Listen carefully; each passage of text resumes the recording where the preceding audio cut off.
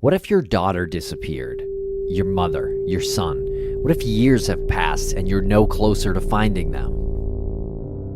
When a person goes missing, their story doesn't stop there. Each week, Missing brings you stories of missing persons and justice, sourced from the case file of the nonprofit Private Investigations for the Missing. Listeners Say Missing is the most binge-worthy podcast of all time. Search Missing wherever you listen to podcasts. Missing, where mysteries have a mission. Live, Laugh, Larceny discusses true petty crimes that may be disturbing to some. Or could be easy listening to all you psychopaths out there. All stories are based on actual events, but details may vary. Listener discretion is not advised.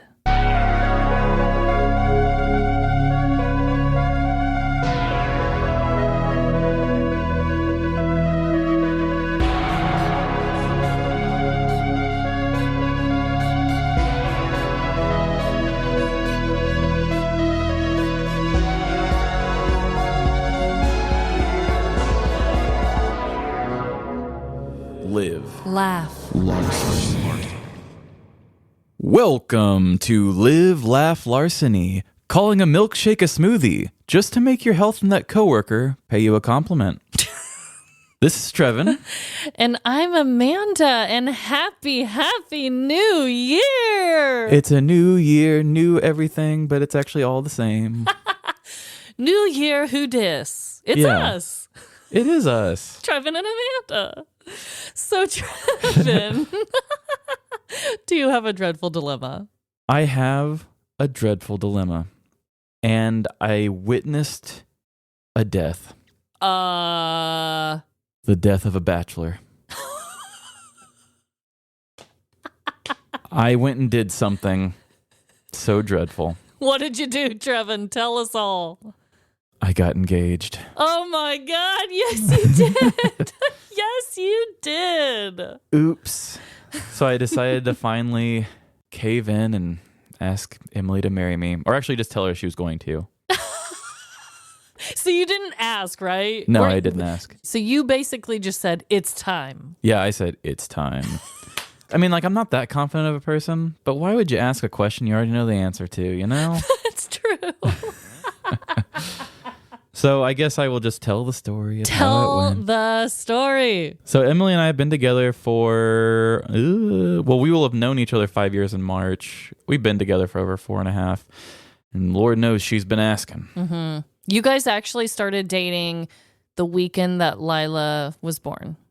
That's right, yes. Yeah, so like a few days after she was born. I had been thinking about how I was going to do it, and she was like, it doesn't have to be anything special. Like, apparently her mom and dad, her dad was just like sitting on the couch next to the mom and just be like, yeah, you just want to get married? And she was like, yeah. And she was like, you can totally do that if you want to. That's what my parents did. What the hell? Really? Yeah. Interesting. So what I did was she was on a trip for work, and I had to go pick her up. And so I decided, hey, what better way to express myself than through my animals, like I normally do. So I went and got a wedding dress for Mabel, and I got ties for all the cats, and I was just going to have everybody looking dapper as always. Oh. And it's not Amazon's fault, but I assumed that Mabel was a small dog, and Mabel is a medium dog. No freaking way. There's extra small, small, medium, large, extra large. Oh my God, especially with extra small being an option, I would definitely assume that Mabel's a small. That's what I thought too. So I kept them in the packaging because I didn't even want Emily to stumble across the dog wedding dress and wonder what's going on. Mm-hmm. Unopened until the night before. Opened them up and realized, oh my God, you should have seen Mabel. She was just like stuffed into it and only one arm went in. And so I said, call an audible, and I put Boots in the wedding dress. Which for me, if anybody knows me outside of the show or before the show, even if you've seen our TikTok videos, sometimes I make Boots talk and he's always my poor puppet. Mm-hmm. So I thought, you know what, maybe it was always supposed to be Boots. Honestly, when I saw the post and the pictures, I did not even consider it not being Boots' job to wear the wedding dress, to be honest. So he looks great in the wedding dress. So I got Boots in a wedding dress. Mabel wore a tie. Freddie wore a black and white bow tie, which that guy looks so good in a black and white bow tie. He's just so cute. I can't. Harvey was actually nice enough to let me put her in a red striped long tie. So that was cool. And so I put a little sign on the back of Boots' back that said, I think this would look better on you. Signed Boots. She had told me she was about to like puke on the plane and how she wasn't feeling good. And she walked in and the first thing she noticed was Mabel. And she's like, why is Mabel wearing a tie? That would be a funny thing. Yeah, she's like, that's kind of weird. Me, I'm weird enough that I'd have been like, isn't that funny? Ha ha, welcome home. Let's get on with the day. But I was like, oh, you should see what Boots is wearing. And she saw me and she's like, why is he wearing a wedding dress? And I was like, maybe there's a sign on it. You should go look at it. And so she looked at it and she goes, I don't think I'll fit in this wedding dress. And I was like, okay, you're playing coy a little more than you should. Exactly. Work with me. Work with me. So I had already got down on one knee and I had grabbed her hand and I had put on a $10 Amazon ring that I had bought her, which everybody looks at and they're like, that is an expensive ring. And I'm like, yeah, I'm sure it is. And so I put it on her and I just said, it's time. Did you say it in that voice? No, I was more just like, it's time. Okay. Thank God. And that girl, I thought for sure that it would have been tears of joy. Yeah. No tears. She was just like, huh, wow, well, look at that. Like, it was just kind of a weird reaction. She literally looked at me in the eyes and did one of those, like, put her there, squirt. She did, like, the slow fist and, like, pushed against my shoulder, like, look at you go in there. And I'm like, that's how you express your happiness? She was like your little league t-ball coach. Yeah, she was. She was like my little league t-ball coach. I was like, great job. I'm like, okay. But she was very happy and wanted to take pictures with the animals. But yeah, we bought her ring and it'll be coming in on her birthday. So it'll be here around January 11th.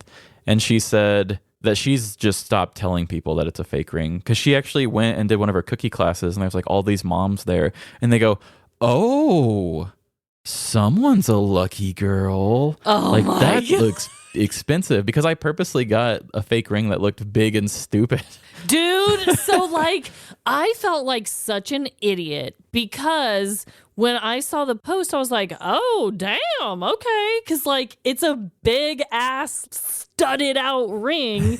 And then when I saw you guys, was it the day after that we were at that party? Yeah. At our friend's party. And I was like, show me the ring. Show me the ring. Mm-hmm. Because like that's what everyone wants to see. I mean, well, that's what I want to see.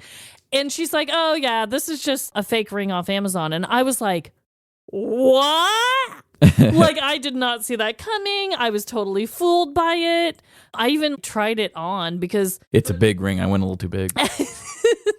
so for those who watch our videos, I'm still wearing a silicone band ring because when I got pregnant, my knuckles and fingers just got huge and my actual ring stopped fitting my finger and I probably need to try it on again or get it resized or something. But you know, the silicone ring is like very comfortable.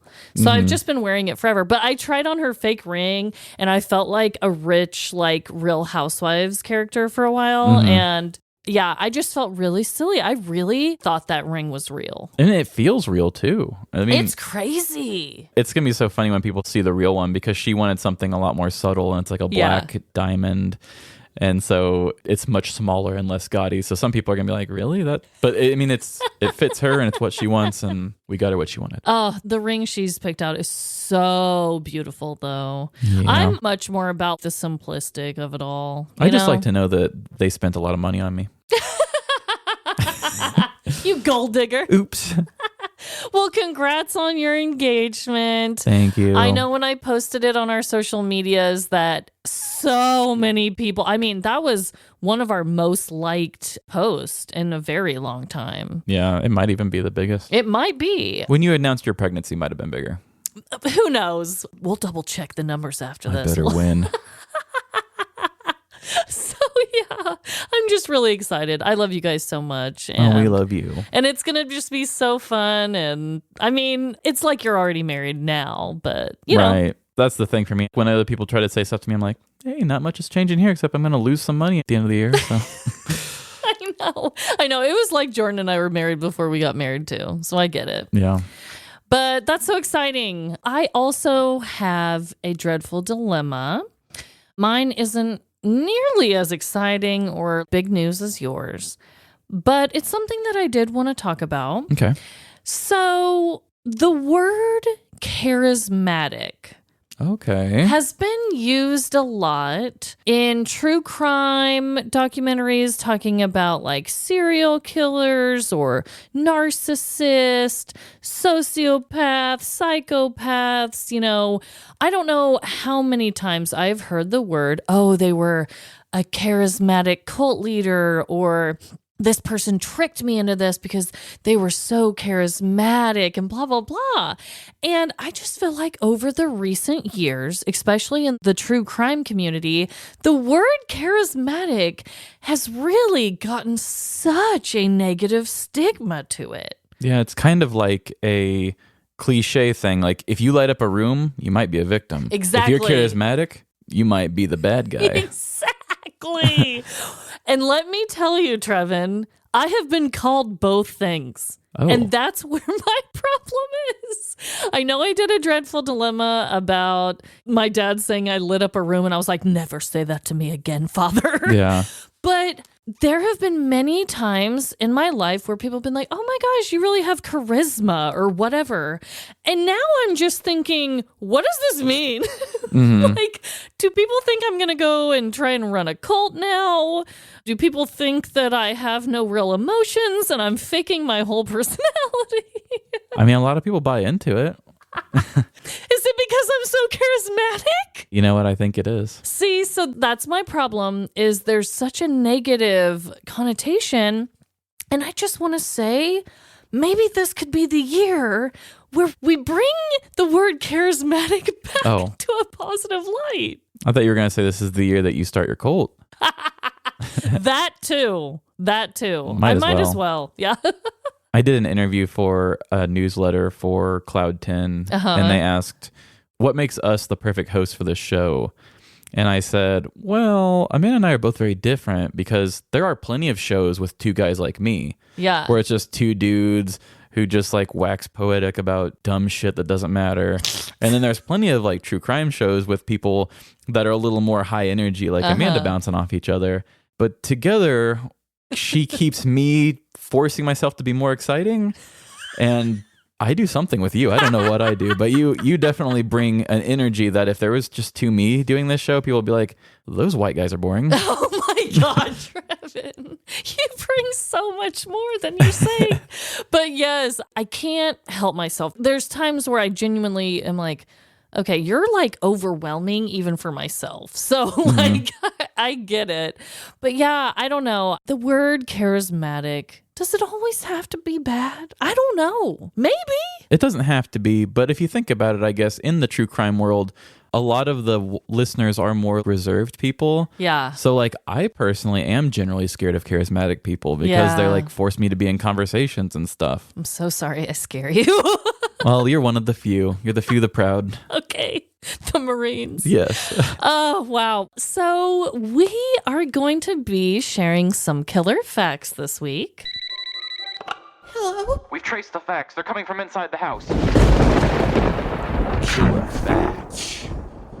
Indeed. And we're starting the year off with you going first. Okay. I am so excited about my fact for you all.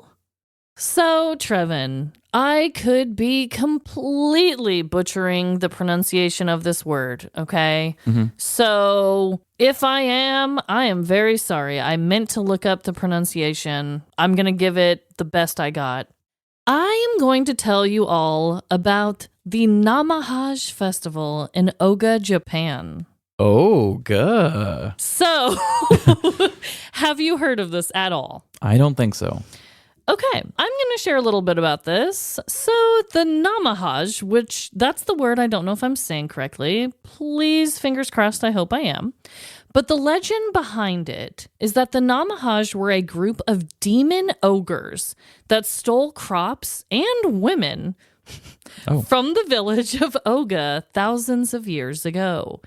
Which I'm like, crops, women, I mean, okay. I would think that the women would be a little more valued, but... Well, unfortunately, you're talking back a long time ago. They're probably both property. Yep. Yuck. We're talking thousands of years ago, and this was the legend. So they used to steal crops and women, but The Namahaj were eventually tricked by the villagers into leaving the area. That's a whole other story. I'm not even going to get into that because that's too long. But in the modern day tradition, which the modern version of this whole festival began in 1964, and it continues on to this very current day with slight modifications here and there. Every New Year's, adults in this village use the legend of the Namahaj to scare their children into behaving. Local men will dress in straw capes and wooden ogre masks and carry massive knives as they walk door to door looking for naughty children. Oh, man. So kind of a Krampus-y type thing. Yes, I was going to say, it's like, Santa or, yes, Krampus, but like way more terrifying than Santa. After the household has been properly interrogated and scared, the adults in the household will offer rice cakes and sake to the Namahaj to get them to leave. They will also have a naughty and nice list too, which kind of ties into the whole Santa thing. So, like I said, very similar to Christmas and weird traditions, but a lot more terrifying and a lot less gifts. So they go door to door. What was the first thing? You said sake, and what was the other thing? Rice cakes. So by the end of their travels, they're drunk off their ass on sake, carrying big knives, and they're looking scary. Yeah, dude, it doesn't sound like a great combination. Yeah, whoever you're hiring to do your Namahash work better be able to hold their liquor. Exactly. I know. So some of the modifications, I think over recent years, it's kind of become like a touristy attraction for some freaking reason. So I know a lot of times now, instead of going door to door, they actually have like a whole event in their downtown area where they have traditional dances and whatever.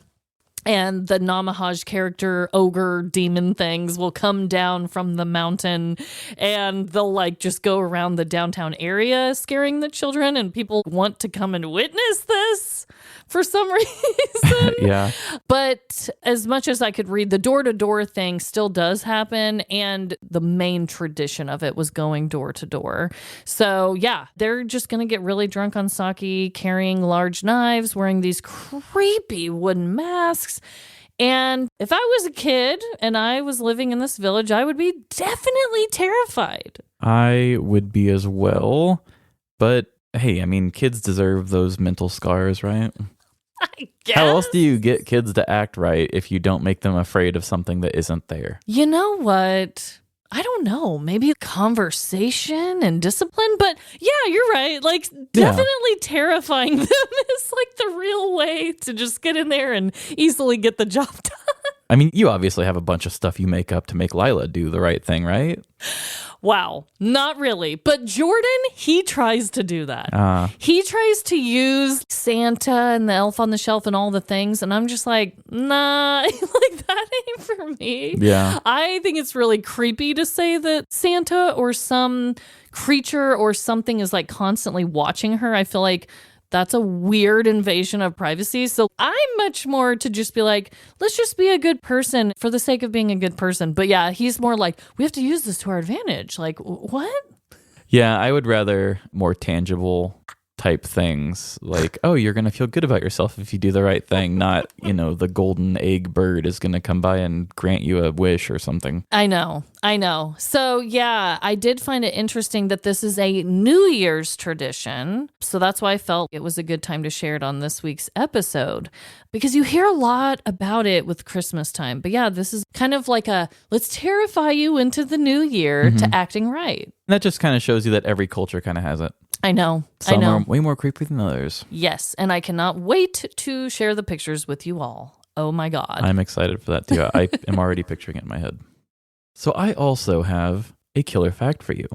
And I thought I would go with a theme of one of my least favorite things in the world, cars. Oh, man. But did you know that BMW had a little thing that they put in their cars back in the late 90s called the Blaster? It did not. The other word for it is the BMW flamethrower. No way. So a South African inventor named Charles Forey designed this special self-defense thing called the blaster for carjackings. There was a bunch of violent crime going on in South Africa. Okay. And in 1998, it had made the country the most per capita murders, assaults, rapes, and carjackings. Damn. And so this guy had this idea of this blaster that would be installed at the bottom of your car, and you could hit this switch and it would just blast a flamethrower, like a flame that would go so high that it would go where the average person's face would be. Oh my God. They're coming straight for the face. So it was a liquid petroleum gas flamethrower installed along the sides of the vehicle under the doors. Should a group of carjackers suddenly attack a vehicle while it was stopped in traffic, which I guess is where it was the most common back then, you would just stop at traffic and you just get swarmed. Damn. They could flip a switch and direct a 16-foot plume of flame upwards into the face area. 16 foot? Woo. They said it is unlikely to kill, but will definitely blind. Oh my God. Duh. How is it unlikely to kill? I don't know how it's unlikely. Yeah, that's what I meant. I would understand if they said, it may not kill, but to say unlikely? It's like, it's unlikely not to get killed by like a gentle daisy to the face. A 16-foot flamethrower? And I am a betting man. But I would not put my money on not killing somebody with that. But that's just me. It's unlikely. Apparently, in South Africa, it is legal to use lethal force in self-defense in a fear for one's life. And the ownership of a flamethrower is unrestricted. Oh, God. It was very controversial, and some people kind of disagreed with it. Can you imagine? But they were afraid that knowing that that was a thing, that it may actually make the bad guys want to do more than just steal the car, like maybe shoot first and then take the car. Okay. So they were afraid it might, make it worse. But the device was never actually banned, but it was really, really expensive. I could see that. Yeah. And so only a few hundred have been sold, and it was taken off the market a little bit later. But there are still BMWs out there that still have this installed. And because it's not illegal, they said that the murder rate in South Africa did decrease nearly 50% since 1999. I don't think that has anything to do with that car. Okay. I think other things changed and made it do better. But they said that when he pulled it off the market, he started marketing a less expensive pocket-sized personal flamethrower.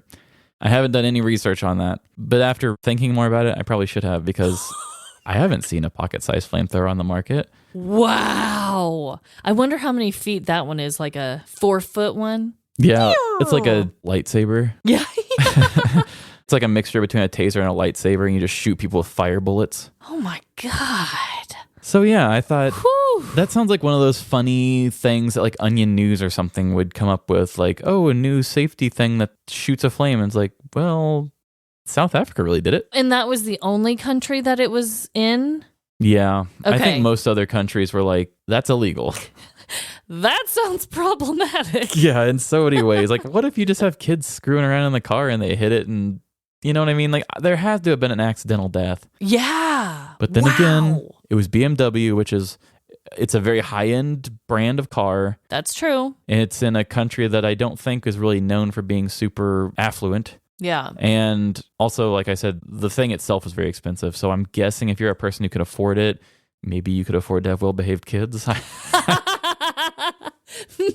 Maybe they went to Japan for New Year's Eve, scared the living shit out of them, and said, if you ever touch this flamethrower, you are not getting any Christmas. Well, it's not Christmas. You're not getting any gifts the rest of the year. Yeah, this ogre with a knife will come take care of you. Could be. Could be. Wow. That sounds completely made up. Yeah, there are actually YouTube videos of them having a dummy outside of it and just shooting the dummy, and the dummy, is on fire. And they're like, likely to not kill it, though. Yeah, likely not. But then, like, the dummy's clothes were still on fire for quite a while afterwards, so I don't know. I mean, you've heard people who just catch on fire from a car wreck, and they, even rolling around, they can't save themselves. Yeah. So how can you tell me that a flamethrower shooting directly into your face is unlikely to kill you? It's unlikely, Trevin, okay? That's all I need to know. Wow. Interesting. Scary. Scary yet interesting. Indeed. So, as you all probably noticed last week on our Christmas episode, we are actually reading some ads now, which I know. Ads are never usually somebody's favorite part of the show, right? Mm-hmm. But for Trevin and I, this is actually a very exciting and new part of our show that really has basically turned our dreams into reality. So we just wanted to kind of give you a heads up that there will be more ads with our actual voices in them, and we're about to give you some more right now. Yeah, we had said back when we changed our name that the ads would come, and we did get ads right away pretty much, but now we're actually getting sponsors that are actually wanting to work directly with us, so it actually can help us even more. So this is super exciting for us, and it's making us feel a lot more like, hey, we're actually going somewhere with this thing. So definitely support these sponsors if you want to help us out. It definitely will help us out for sure. And I'm probably going to start dropping in a little sound here of our theme song a little bit just to kind of help differentiate and break it up a little bit more instead of just having Amanda say, is it story time? And then boom, an ad. So we're going to feel a little bit more polished with that. Yeah. So here are some ads. This show is sponsored by BetterHelp. I know for me, I feel like my best self when I can keep my anxiety at arm's length. I feel the same. Whether it be a quiet night at home or going out seeing a movie, it just makes things better when my mental health is acting right. When you're at your best, you can do great things. But sometimes life gets you bogged down, and you may feel overwhelmed or like you're not showing up in the way you want to. Working with a therapist can help you get closer to the best version of you. Because when you feel empowered, you're more prepared to take on everything life throws at you. I know both Trevin and I have benefited through therapy. It's just so nice to be able to talk to an unbiased trained person about personal issues. It's helpful for learning positive coping skills and how to set boundaries. It empowers you to be the best version of yourself. It isn't just for those who've experienced major trauma.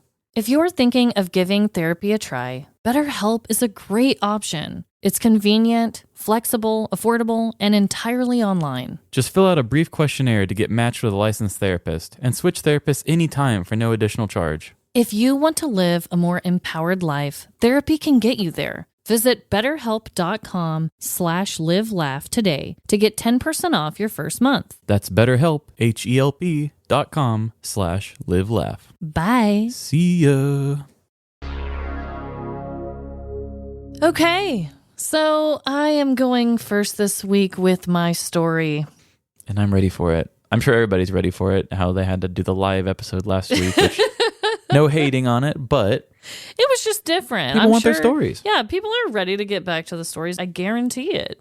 So usually when Trevin and I are planning ahead of time, we will at least send each other the name of our criminals just so we're obviously not doing the same exact story because that would be a literal nightmare for us. I don't know what I would do. Probably just spike the computer and be out. I just give up on the show and walk away forever into the abyss. But this week, I was telling Trevin before we started recording, I was like, yeah, I didn't send you my criminal because I'm going personal this week. And it has been a while. It really has. Yes, I am ringing the new year in with a personal story of my very own. This is one I actually considered telling last year, but by the time I thought of it, it was past time to do it in the appropriate timing that I wanted to. I did want to give a shout out to a very dear friend of mine and a person that I had to go and message back and forth with to get more of the details of this story because she is involved in it as well. So shout out Sarah. She listens to us every week. I love Sarah. I know we have mentioned her a few times on here. I've been friends with her, like you will soon find out, for quite some time. And she really helped me come back up with the details to tell this story to you all today. I love asking people from our past about things like that. Like my friend Larry, I hadn't talked to in forever, but when I was doing the sword story, I thought, I just want a little bit more. I wanted to get the pictures from him. But I also was just like, what it was like on your side of things? I know, because as you'll find out too, some of the details are a little blurry for both of us. Nice. But when we were able to share both sides, it came in a much clearer picture. And that's what I needed.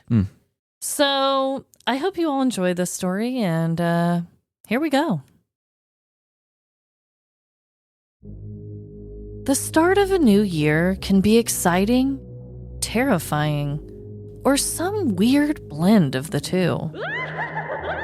Choosing where and how you celebrate this annual occasion can really impact how your year will turn out.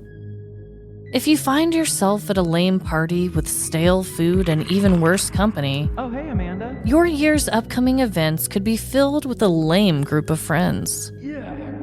If you don't plan out who your New Year's kiss is ahead of time, you could end up kissing One Nut Tony, Hook her up, sweetheart. living the rest of your year in shame.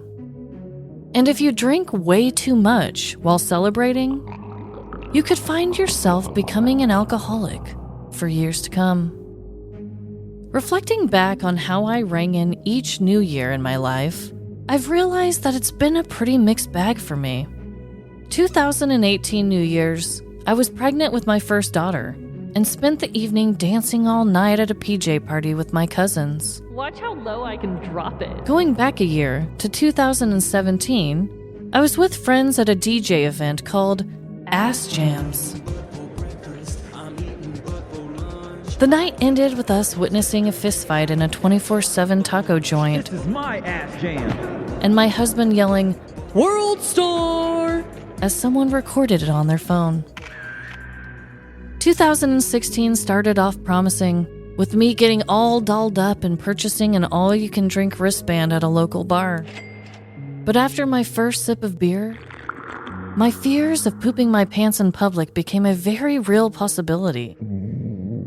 I rushed home and spent the rest of the evening alone and sick with the stomach flu.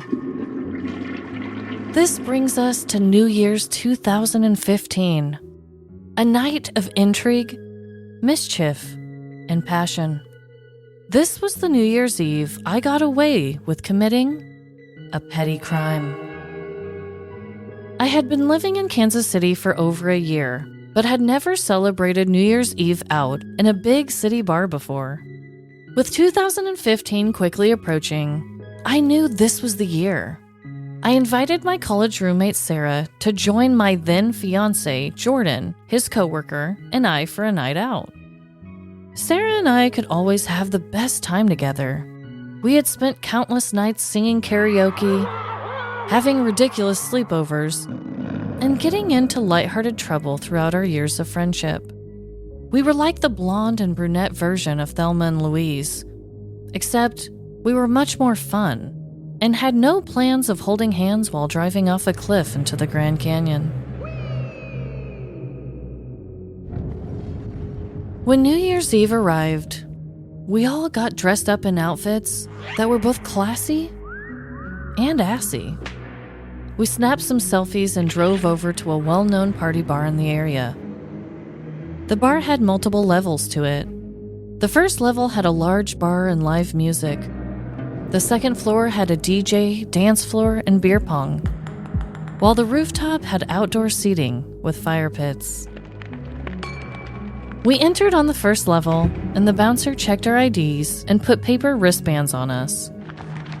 The bands allowed us a certain amount of drinks, so we promptly walked to the bar for our first round.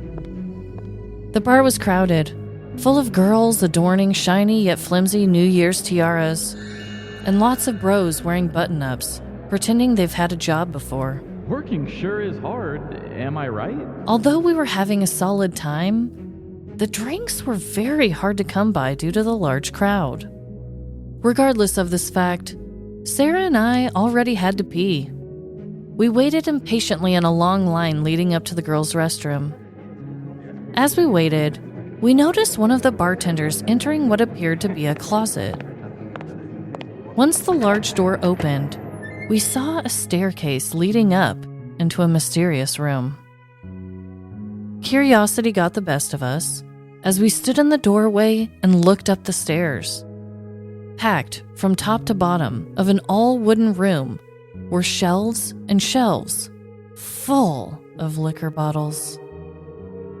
Opaque, crystal, tall, curved, and shiny. The bottles varied under the dim lighting. Like a boo drooling over a large gem inside the Cave of Wonders in Aladdin, the temptation was too much to overcome. But before I could say anything, Sarah spoke. let's steal a bottle. I was shocked. Throughout our friendship, I had always been the bigger troublemaker. I wondered if the years of me becoming the patriot poacher and stealing American flags off of porches had rubbed off on her. But honestly, none of that really mattered, as I looked at her and said, "Okay." After the bartender came back down the stairs and shut the door, Sarah crouched down below eye level, looking like a glamorous ninja. I casually opened the door a crack, allowing Sarah to go inside. I shut the door behind her as she rushed up the stairs and grabbed a fresh bottle of Ciroc. She gently knocked at the door, letting me know she was back in her ninja position, and I looked around cautiously before letting her back out. Bottle service for 2 was ours. The only problem was, what were we supposed to do with the bottle? We befriended a random girl in the bathroom line as we all blocked the bottle with our bodies. When it was our turn to pee, all 3 of us went into the small, disgusting bathroom and filled up our plastic cups with the free liquor. We squealed and toasted before throwing our drinks back in unison. Exiting the bathroom, we noticed a large hole in the wall. I assumed it was created from some form of toxic masculinity or a bar brawl. But that night, it became our personal liquor cubby. After hiding the liquor bottle in the wall, the night was full of loud celebration, music, and many stops to our alcohol cubby. When the countdown to midnight began, I intensely and drunkenly encouraged Sarah to kiss a random guy that asked to be her midnight kiss earlier on in the evening. Do it, chicken. Then, I kissed Jordan like my whole year depended on it. Looking back, I do think that this event paved the way for my following year. I continued my thieving ways by stealing Jordan's heart and making him my partner in crime for life by getting married later on that year. I also haven't drank Ciroc ever since. So whether you spent your New Year's Eve committing petty crimes or harmlessly dancing in your pajamas, I hope this year brings you happiness and maybe a little bit of free booze. I know exactly what bar you're talking about. I knew you would. Definitely not going to say the name on here just because of the crime that occurred. That was like your bar for a while. Oh, that was 100,000,000% my bar for a long while. But yeah, due to some unforeseen events, I never went back there for another crime story that I'll probably never tell on the show. Yeah, that's true. Yeah, that was actually the first time I ever hung out with you outside of work was at that bar. Was it really? I think so, because you invited us to your birthday. And I was like, why is this girl inviting us to our birthday? Like, we talk at work, but I didn't think she liked us that much. Oh, that is so true. I was thinking it was Westport, but no, you came to my birthday party before that. Yep. Oh my God. And if that's the Wow. same night, that was recently, like right after Prince had died. Because when we left, Purple Rain was playing and one of my friends was getting teary-eyed as we were trying to leave the bar. So sad.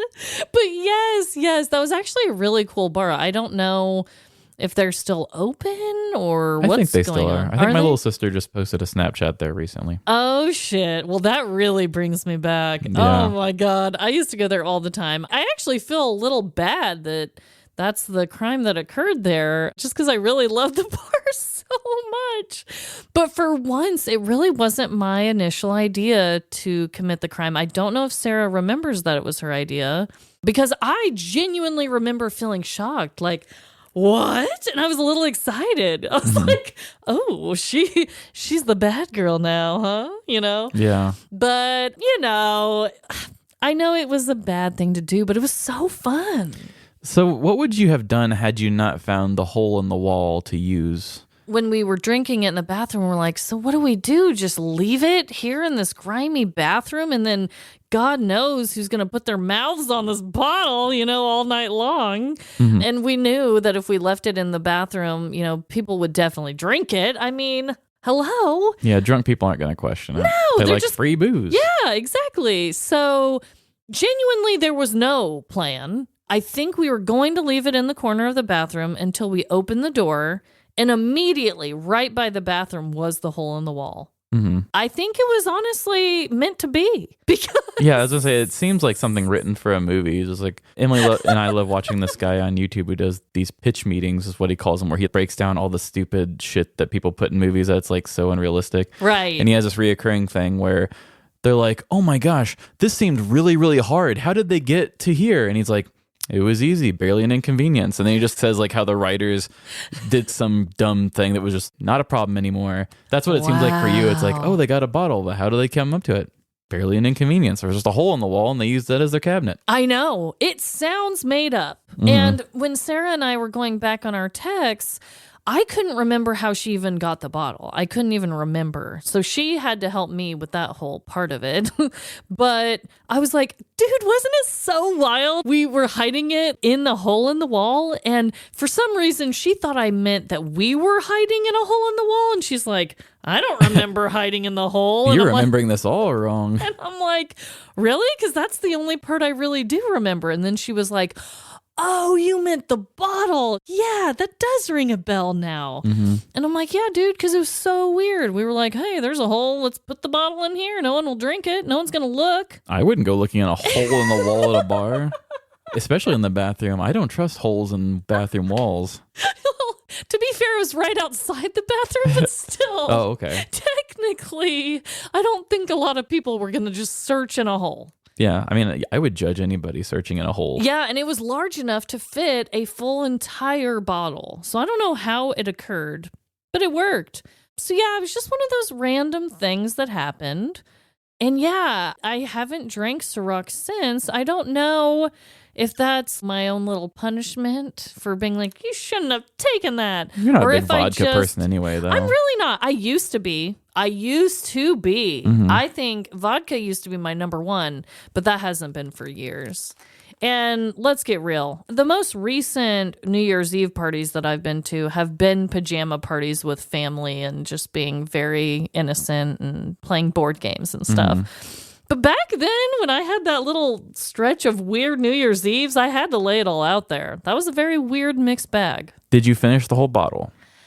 I don't think we did. If I remember right, it was more about the thrill of it all. Yeah. Because we did have wristbands, and I think Jordan actually drank most of it, just because he's more of the shots guy. Good question. Don't know. Don't know, because regardless if I drank a lot of that, I drank a lot in general. So the ending of the night is a bit fuzzy for us all. Yeah. I mean, Ciroc is a good vodka. Yeah. And it's an expensive vodka. Yes. In this economy, I'd probably block you on Facebook if I knew that you didn't finish the Ciroc.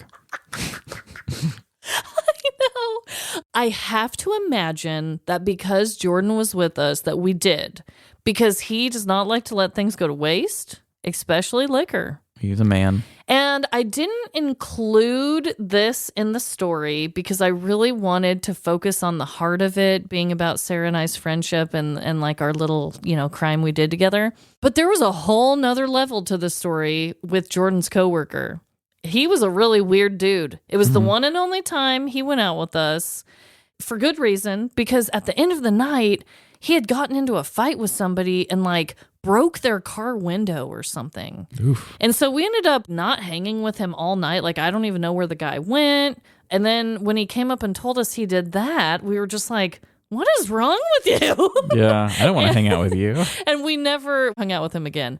I felt the need just for accuracy to include him at the beginning, but I didn't really get into him much. He was just kind of a weird guy. Yeah. Sounds like there was another crime story taking place adjacent to this. It really was. There was a lot going on, a lot of moving parts. Maybe you can rekindle that friendship and bring him on for the second parter. God, no.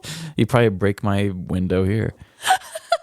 You'd be like, you want to tell a petty crime story on me? Ah! Mm-hmm. And I did have to also add the part about the midnight kiss, almost like a love letter, apology letter to Sarah. This guy, he was kind of like, hey, if you don't find a midnight kiss later, I'm your guy. I thought he was an all right guy. I didn't want her year to be doomed, you know? I don't know. I feel like everyone needs to kiss someone. It doesn't always have to be on the lips, but like I remember when my friend Molly was single on New Year's, I was like, I'll kiss you. Like, I just think everyone needs to have a kiss, right? So in my mind, I was like, she needs to kiss this guy. He seems like an all right guy. But looking back, she's like, yeah, I really wasn't into that guy, but you were very persistent about this New Year's Eve kiss. And I'm like, wow, what a bad friend of me. So here I took one for the team. And Drunk Amanda, I just love. And I love for people to kiss each other. It's a really weird thing that I have. So yeah, I added that into the story, not because it was needed, but just to be like, yeah, I admit I was a weird drunk. It's okay. I've seen you be a weird drunk more than once. But that's totally okay. You love me anyway, and so does Sarah somehow. That's true. Thanks, guys. I have great friends. Well, that was great. It was nice having a personal story for the first time in a while. I know. I think I've only got like 2 left, so I've really spread them out. Well, you need to start committing more petty crimes then, Trevin. Do it for the pod. I mean, that would be a perfect New Year's resolution. There you go. I need to at least make one more petty crime this year. You do. That's your goal. Yeah, I mean, who would I be if I didn't commit a petty crime? Pretty lame. Yeah. And innocent. Maybe it's retaliation about those neighbors. We'll see. Well, I have a story, and if what I just said didn't give it away, it's not personal. I was about to say not from the news. I actually themed my killer fact to match with my story a little bit. I love how you do that. Tie it all together. Sometimes it makes it easier for me to think about my facts because I'm like, well, what's a fun way I can dive into this? I like that. Yeah, so I'm going to tell a story about how I flamethrowered somebody. No, I'm going to talk about cars, but it won't be one that unlikely kills somebody, I promise. So let's just jump on in this thing and we can discuss it afterwards. And here we go. Driving sucks. Am I right? Maybe I wouldn't dislike it so much if I didn't have to do it so often. It's a frustrating thing. Transportation is one thing, but because I have to work 5 days a week, that means I have to drive 10 times a week for things I don't even want to do. Just like the sound of your morning alarm triggering all of the thoughts about being burnt out and tired, grabbing my keys reminds me that I'm driving to a place of utter unhappiness. Why do I keep doing this to myself? The cycle of sadness starts with driving cars. I have to have a car to get a job. I have to have a job to afford life. But then to have a car, I need insurance. And to afford insurance, I need money. The money also needs to go towards gas, which I'm only burning up to earn more money so that I can afford the car that got me the job. But luckily, the job allows me the ability to qualify for a credit card, which then earns me debt. It's an absolutely vicious cycle. Anyway, monetary issues aside, the act of driving can be troublesome in its own ways too. Wikipedia states that an average human in North America is 180 pounds, while the average car weighs 4,100 pounds.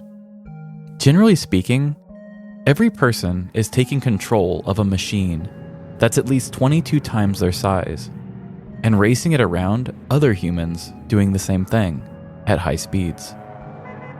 It's dangerous. And that's without me even mentioning the little men with big trucks on the road. I'm a big tough boy. Even bigger vehicles being driven by smaller hands while yielding an overcompensating mentality? Well, that's a recipe for disaster. Even if you aren't driving under the influence of little man syndrome, there are plenty of distractions on the road. There's wacky billboards, cell phone notifications, and other drivers that can take your attention. Hey, check out my butt. Even on a more basic level, our brains can be easily distracted with our own thoughts. How many times have you driven somewhere and felt like you had forgotten the entire trip? That's our brain protecting us from how boring it is to drive. Yes, I know what you're thinking. But Trevin, what about those freaks out there who enjoy driving? Well, dear listener, I can't really speak for them, as I find them to be completely insane and unrelatable. So we will keep this prologue completely biased to my viewpoint. If there's one thing this intro has taught you all, is that driving is an absolute necessity in our lives. No matter how many points I want to throw at you, all about how annoying it is, our world is very spread out, and we need to find a way to navigate it. So let me pose a question that may be even more dreadful than the act of driving itself. What happens when you're not able to drive? Yes, I've made a very anti-driving stance here, but I don't want it taken away. I may absolutely hate it, but I still need it. That's the American in me. I'm ungrateful and both want and don't want everything I have, all at the same time. Today's petty crime story follows a woman who is faced with the very real possibility of losing her transportation. But don't worry, there is no kind of person more resilient than a petty criminal. So let's see the petty problem-solving brain at work, shall we? Gertrude was your average 73-year-old woman living in Ottawa, Ontario. She enjoyed quiet nights of backgammon with the girls, baking desserts, and watching Jeopardy every night with dinner. It was a very easy to maintain lifestyle. Unfortunately for Gertrude, she could not fight the ugly truth that time was no longer on her side. Oh, man. The face that she looked at in the mirror had grown wrinkled and aged, while tasks that she once found to be easy had become a bit more of a challenge. She avoided tall buildings that didn't have elevators. Her dog stopped asking her to play fetch because she didn't throw the ball far enough. And when she flipped off the opposing teams at her grandchildren's basketball games, Yeah, fuck you. people just found it to be cute. Hey, honey, look at that funny old lady. She missed the good old days of jogging up flights of stairs and getting in verbal arguments with people who wanted to fight back. Hit me, bitch. Gertrude still had a lot of fight in her, but she could not deny the physical limitations that came with age. This was especially hard to ignore, thanks to her daughter, Sally. Sally had her whole life ahead of her. Living the fun and free life of a 39-year-old, Sally had not been forced to see the restrictions that came with age for herself. But it was no issue for her to see her mother's problems. On a quiet afternoon, Sally came into Gertrude's house, carrying a tall stack of papers. Hey, Ma, I brought you your mail. It's a good thing you got me. I know how hard it is for you to walk out and get your own mail, Sally said, while setting the mail on the table. Gertrude grumbled to herself. She almost gave an angry remark about how she's capable of getting her own mail, but quickly stopped, due to the fact that it had slipped her mind for at least 2 weeks. This was the worst part of it all. Sally was always reminding her of what she can and can't do.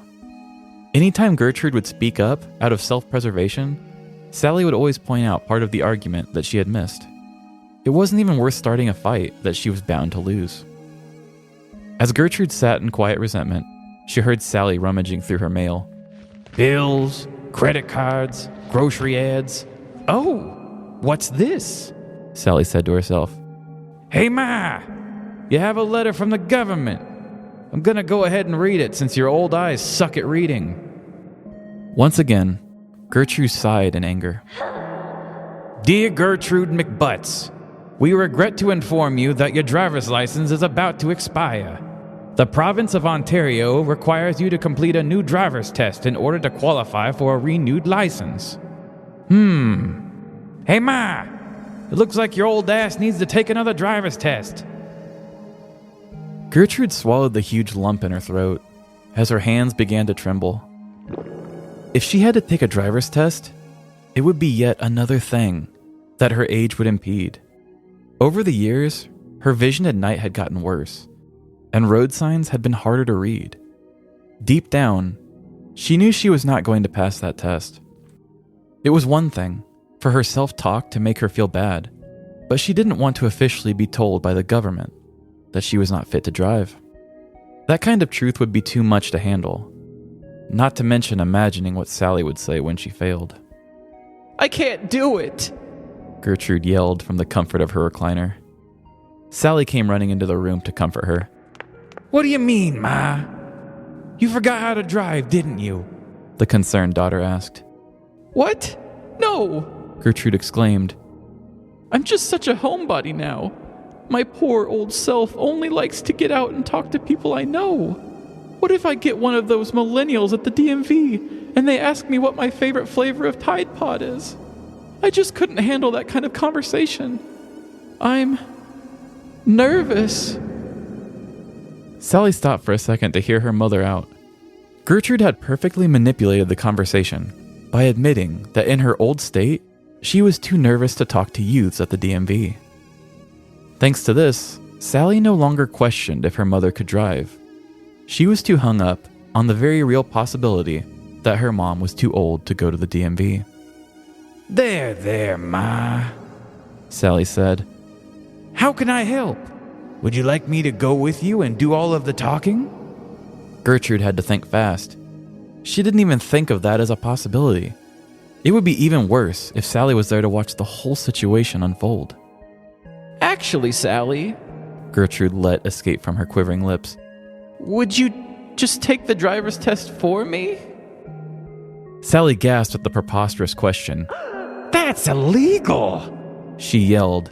No one would believe I was you. In a montage of Mrs. Doubtfire proportions, Gertrude quickly got up and gave her daughter a full old lady makeover. Standing at her reflection in her mother's triptych mirror, Sally was astounded. Oh my God, Ma. I'm you. Gertrude still wasn't convinced. "Something doesn't seem quite right," she said, thinking out loud. Rubbing her index finger and thumb on her chin, she quickly perked up. "I've got it!" She yelled as she ran to get in the bronze dish on her coffee table.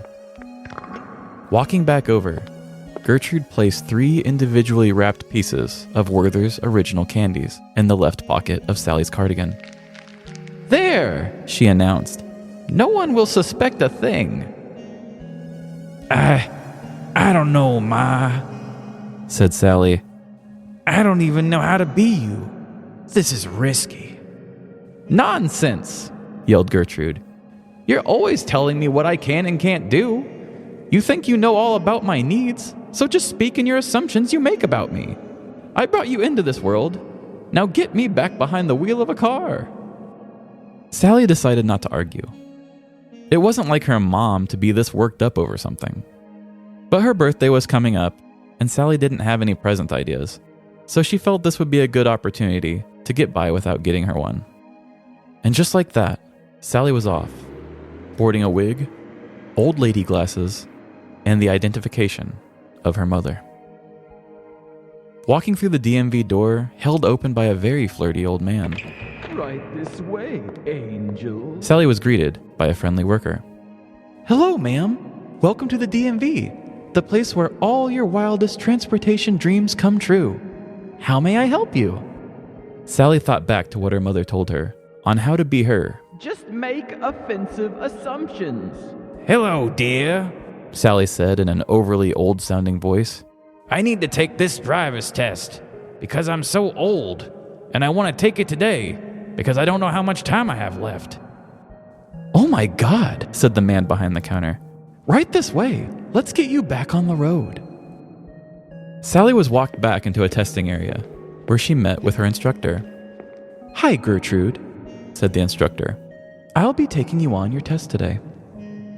The two walked to the test vehicle as Sally started the car. "I'm going to walk you through a simple driver's test, and then we can get you that new driver's license. This shouldn't be a problem for you at all, since you've been driving for longer than I've been alive. You may even teach me a thing or two during the test," The instructor kindly stated. The test went off without a hitch. Sally merged into traffic gracefully. She turned her wheels the correct direction when parking on a hill, and even nailed the parallel parking portion. She did better than she did on her personal test when she was 16. "Wow!"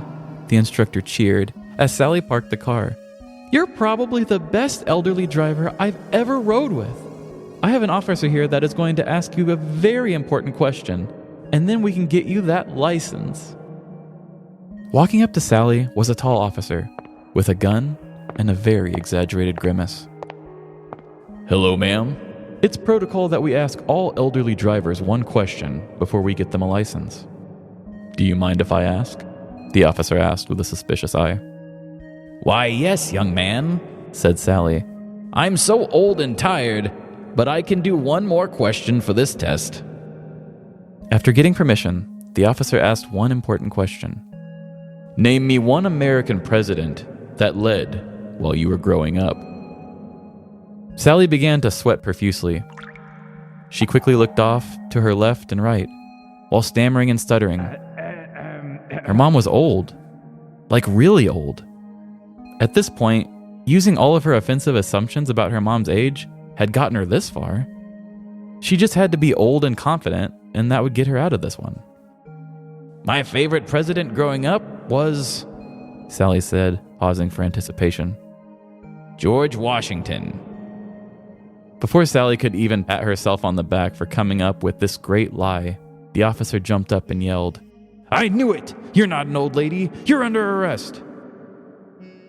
In June of 2016, a 39-year-old Ottawa, Ontario woman was arrested for impersonating her 73-year-old mother and taking a driver's test for her. According to reports, the instructor was to perform a driver's test with a person wearing a wig, glasses, and, quote, clothing suited to an old person, but who appeared much younger. Before embarking on the test, the instructor told their supervisor, who then called the cops. By the time the test was over, an officer was waiting at the DMV for the woman, who then confirmed the instructor's suspicions and brought her in for questioning. During the arrest, the woman came clean and said she was taking the test as her mother because she was too nervous to take the test. The woman was arrested and charged with one count of impersonating an adult, while the court stated what she did potentially presented a danger to the public at large. When news outlets asked the police chief if the elderly woman could still take the test, he said, "I don't see why she wouldn't be able to. I'm certain that they'll probably make sure that she's the one taking the test." There were no follow-up articles stating the punishment for the impersonation, or whether or not the mother did go and take the test. This story was quite a wild one. It shows the lengths a daughter will go to help her mother, how a disguise is only as good as the person wearing it, and also the realities of aging.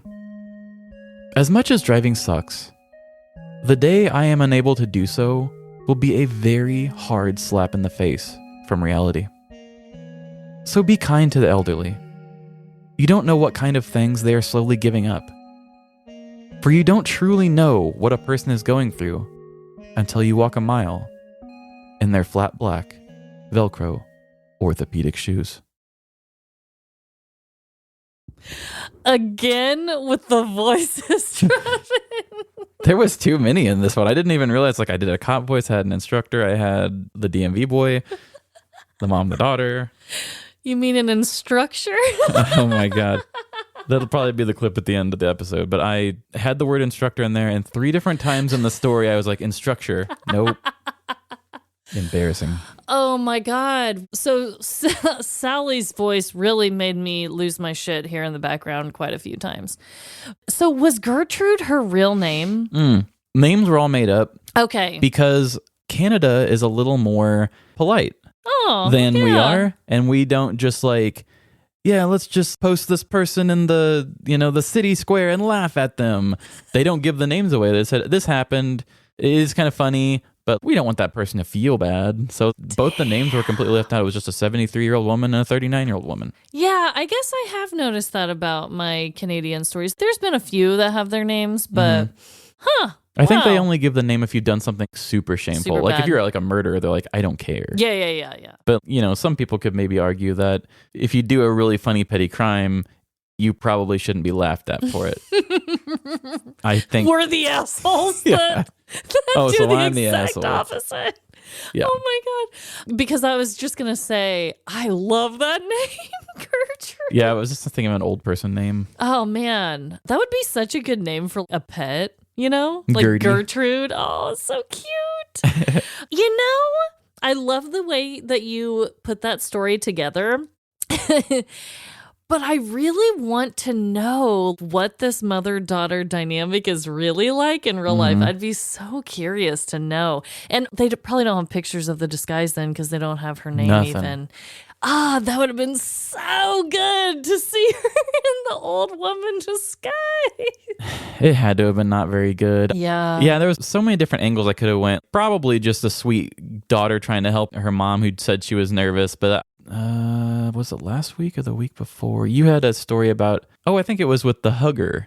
Oh, yeah. And we talked about being old, and we had a short conversation about how the old man didn't recognize the woman. Yes. And then it was like maybe his memory was slipping. And I think that was kind of what inspired me to be like, I want to kind of talk about that because it is really a reality thing that older people do happen to be more stubborn, but they're also probably a little bit in denial of the things that they can't do anymore. Oh, yeah. And I know my grandma was kind of like that, and she was very independent. And you only get more independent because you're trying to make up the fact that you can't do something. And so I thought... And driving's a big one. Yeah. So Gertrude, I thought, I want her to be that kind of older person. Oh, no, I thought you nailed it. I loved it. I loved that it was her pride. She didn't even want her own daughter to know. Mm-mm. She's like, I just don't want to talk about Tide Pods with millennials. Yeah, she was like, I know what she'll believe. If I just tell her I'm old and frail and I can't do it, then she'll want to help me. That was so good. I mean, when you really think about it, it is a pretty lighthearted story of she's just trying to help her, but it is a very serious thing too. I get that too. I don't know how many times I've been on the road and somebody's just done something really bizarre and I'm like, what is that person's problem? And then I see them and I'm like, they're a really old person. Like, I'm not saying that all old people can't drive. It's quite the contrary, but it is important to keep our roads safe, but I also I find it kind of sweet that a daughter would go to these lengths for her mom. Yeah, it's really sweet. But then again, I do see where the cops are coming from, where saying this was dangerous for the public health. If she really was legally blind or something, that would have been messed up to have done something like that. And so is the president question? Did you make that up? I made that up. Okay, I was like, damn. I saw your reactions to that and I was like, should I stop and not do this? Because this is so ridiculous. Everything else I was doing was ridiculous too, but I was like, this might play off as if it's the true part. I really thought it might be. No, but leading up to it, the instructor was just like, this is not an old lady. Yeah. And so they had already flagged her before. They're like, okay, we'll take the test. And while they were taking the test, the cop is getting there and being ready, waiting for her. You can dress up and you can wear a disguise, but there's certain things that have got to be nearly impossible for an amateur to act out. When you're older, like your hands and everything looks different, the way you move and the way you walk. I don't care if you're a professional actor. That's still hard to do, let alone if you're just somebody's daughter trying to pretend. Especially in this day and age, if you want to do your hair funky, wear big glasses, and then wear old pants, you're just going to look like a hipster.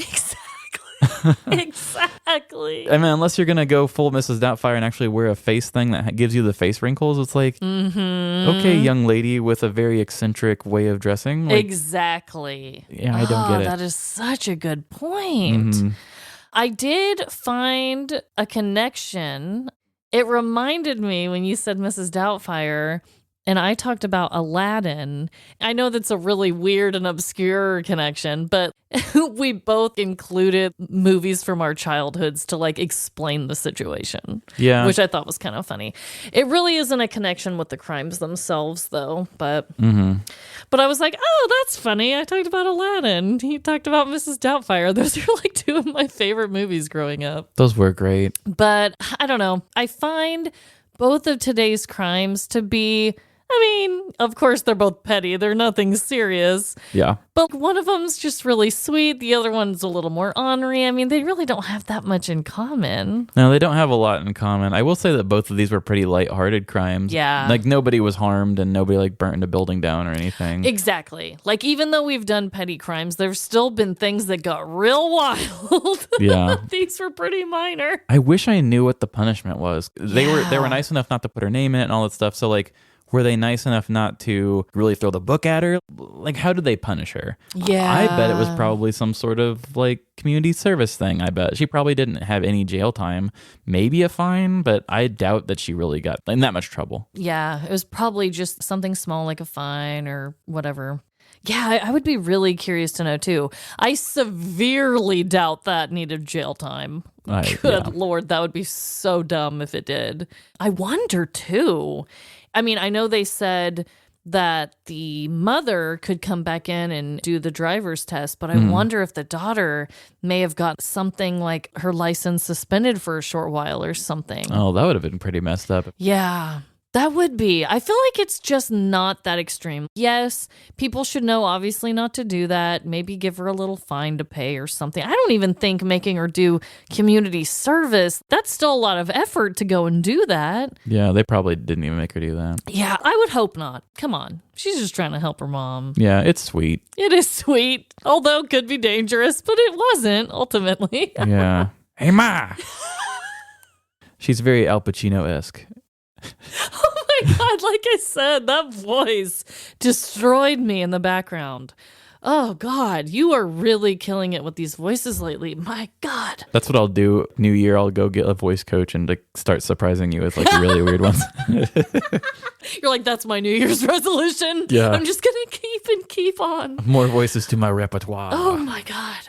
Well, what a fun time. I hope that everyone had a wonderful and safe and fun New Year's Eve party. That sounded really weird. New Year's Eve Eve party. But what a way to start the new year. Like I said, we're so excited for new things to come. I may have said that on last week's episode, but I'll say it again. And we just love you guys so much. And just remember, no matter the crime, big or small, in the end, we're all doomed. Doomed to reminisce about those old childhood movies. Bye. See ya. Welcome to 2023. And thanks for listening to our show. And I know people use social media for sharing the highlights of their lives, like dumb engagements and stuff, but what you should really be doing is use it to follow us. Instagram, TikTok, Twitter, Facebook. Live, Laugh, Larceny. And if you have ever dressed up as your own mother, send us your petty crime story. livelaughlarceny@gmail.com. And give us a rating better than you would rate South Africa's vehicle self-defense program. Give us 5 stars on Apple, Spotify, or Good Pods.